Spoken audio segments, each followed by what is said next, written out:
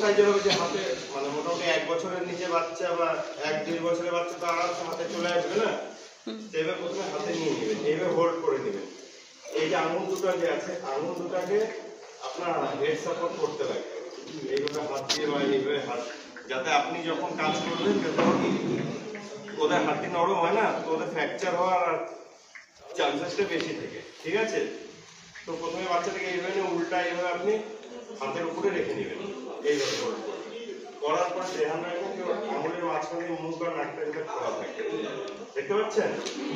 এইভাবে হোল্ড করবেন। হোল্ড করার পরে এইভাবে আপনার একটা পা আগে করে দিয়ে একটু নিচের দিকে ঝুঁকায় রাখবেন। ঝুঁকায় দেওয়ার পরে 5 বার এই যে আমাদের দুটো হাড্ডি আছে, এটাকে বলে আমরা স্ক্যাপুলা, এই জায়গাটা আছে, এর জাস্ট অপোজিট সাইডে হার্ডও আছে, প্লাস আমাদের শরীরের পুরো সিস্টেম আছে। তো আপনাকে কি করতে লাগবে, এই জায়গাটায় 5 বার ব্যাকগুলো দিতে লাগবে। 5 বার ব্যাকগুলো দিয়ে দিলেন, দেওয়ার পরে এবার পাল্টি করতে লাগবে, পাল্টি করে দেখতে লাগবে যে আসছে কিনা।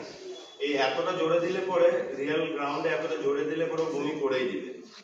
ঠিক আছে, তাও দেখবেন, দেখার পরে আবার কি করবেন, সঙ্গে সঙ্গে 5 বার আপনাকে চেস্ট থ্রাস্ট দিতে লাগবে ওকে। 1 2 3 4 5 বার চেস্ট থ্রাস্ট দিলেন। দেওয়ার পরে আবার যদি দেখবেন যদি বেরিয়ে গেল, ঠিক আছে, হাত দিয়ে যদি সম্ভব হয় বার করে দেবেন, যদি হাত দিয়ে সম্ভব না হয় চেষ্টা করবেন না, কারণ ওটা ভেতরে আবার চলে যেতে পারে। তারপর আবার কি করবেন, সেম না বেরোলে পরে আবার 5 বার এভাবে ব্যাকগুলো দিবেন।